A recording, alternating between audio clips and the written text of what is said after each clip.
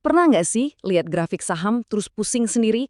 Garis naik turun itu sebenarnya bukan sekedar angka acak loh, itu adalah cerita. Cerita tentang harapan, ketakutan, dan psikologi para pelaku pasar. Nah, hari ini kita bakal belajar bahasanya, yaitu analisis teknikal. Oke, jadi gimana sih caranya kita bisa memprediksi pergerakan harga saham? Pertanyaan fundamental ini ternyata membagi para analis di pasar modal jadi dua kubu besar dengan dua pendekatan yang beda banget. Di satu sisi ada yang namanya analisis fundamental. Anggap aja mereka ini kayak dokter yang meriksa kesehatan perusahaan. Mereka bedah laporan keuangan, lihat kondisi ekonomi, buat cari tahu nilai intrinsik perusahaan. Nah, di sisi lain ada analisis teknikal. Ini lebih mirip psikolog pasar. Mereka nggak terlalu peduli kenapa harga bergerak, tapi lebih fokus pada bagaimana harga bergerak dengan melihat data historis dan pola di grafik. Yuk, sekarang kita bedah tata bahasa atau grammarnya pasar. Fondasi dari analisis teknikal modern ini sebetulnya dibangun di atas ide-ide dari seorang bapak bernama Charles Dow. Jadi, memahami prinsip dasarnya itu kunci banget. Ada 3 prinsip inti yang wajib kita tahu. Pertama, harga itu mencerminkan segalanya. Jadi, semua berita baik, berita buruk, rumor, sentimen, semuanya udah tercermin dalam harga yang kita lihat di grafik. Kedua, harga itu bergerak dalam tren, nggak acak. Dan yang ketiga, volume itu mengkonfirmasi tren. Maksudnya, kalau harga naik tajam tapi volume perdagangannya kecil, itu bisa jadi sinyal palsu. Tapi kalau kenaikannya didukung volume yang besar, nah itu baru lebih meyakinkan. Oke, setelah prinsip dasarnya kita pegang, sekarang saatnya kita belajar kosakata dasarnya langsung di grafik. Kita mulai dari yang paling fundamental, yaitu tren. Jadi, apa itu tren? Simpelnya, ini adalah arah umum pergerakan harga. Lagi nanjak, lagi turun, atau lagi datar-datar aja. Ini informasi pertama dan paling penting yang kita cari. Karena kan aturan emasnya adalah jangan melawan tren. Pertama, ada yang namanya trend bullish atau uptrend. Ini bukan sekedar harga yang lompat sesaat ya, tapi sebuah pola momentum ke atas yang terstruktur.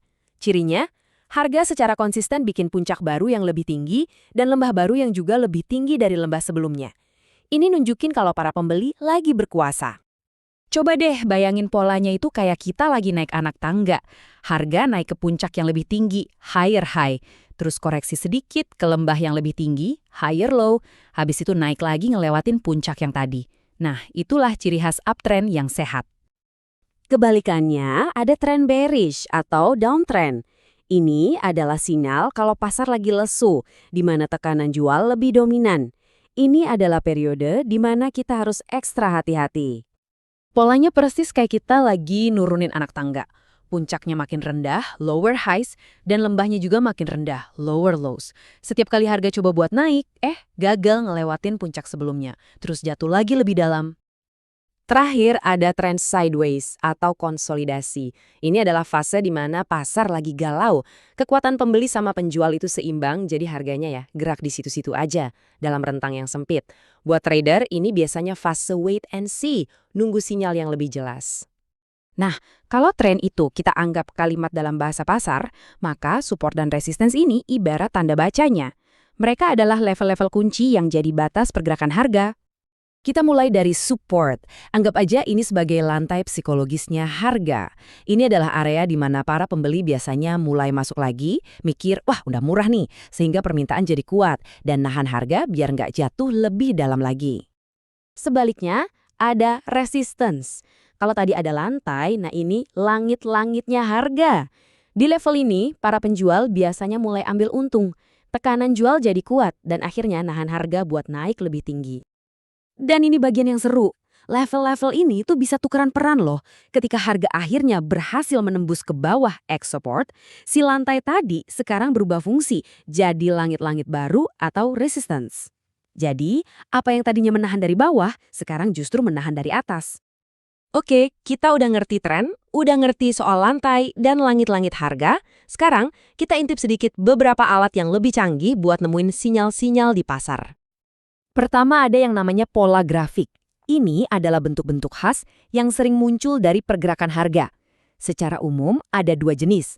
Pola pembalikan yang ngasih kode kalau tren mungkin akan berbalik arah, dan pola penerusan yang justru ngasih sinyal kalau tren kemungkinan besar akan berlanjut setelah istirahat sejenak. Selain pola, ada juga yang namanya indikator. Anggap aja ini kayak dashboard di mobil Anda. Indikator ini hasil dari perhitungan matematis yang ngasih kita data tambahan, misalnya soal kecepatan, kekuatan, dan momentum pergerakan harga. Salah satu indikator yang paling populer itu namanya Relative Strength Index atau RSI. Tugasnya simple, ngukur apakah sebuah saham itu udah jenuh dibeli, istilahnya overbought, atau malah jenuh dijual alias oversold. Kalau angka RSI ini naik sampai di atas 70, itu adalah sinyal overbought atau jenuh beli. Artinya, antusiasme pasar mungkin udah berlebihan dan harga berpotensi buat koreksi turun untuk ngadem dulu. Sebaliknya, kalau RSI jatuh ke bawah 30, itu nunjukin kondisi oversold atau jenuh jual. Artinya tekanan jual mungkin udah di puncaknya, dan ini bisa jadi sinyal kalau harga berpotensi buat mantul atau berbalik naik. Tentu aja, RSI ini cuma satu alat dari sekian banyak ya. Masih banyak indikator lain kayak moving average, stochastic, dan MACD. Masing-masing punya fungsi yang beda-beda, persis kayak perkakas di dalam satu kotak peralatan seorang analis. Pada akhirnya, penting banget buat kita ingat. Semua ini, pola, tren, dan indikator adalah alat untuk membaca probabilitas dan psikologi pasar. Ini bukan bola kristal buat melihat masa depan dengan pasti, tapi lebih kayak kompas untuk membantu kita mengambil keputusan yang lebih baik dan lebih terukur. Nah, sekarang Anda sudah memegang dasar-dasar bahasa pasar. Anda tahu bagaimana sebuah grafik bisa menceritakan sebuah kisah lewat tren, pola, dan level-level pentingnya. Pertanyaannya sekarang kembali ke Anda, bagaimana Anda akan menggunakan pengetahuan ini?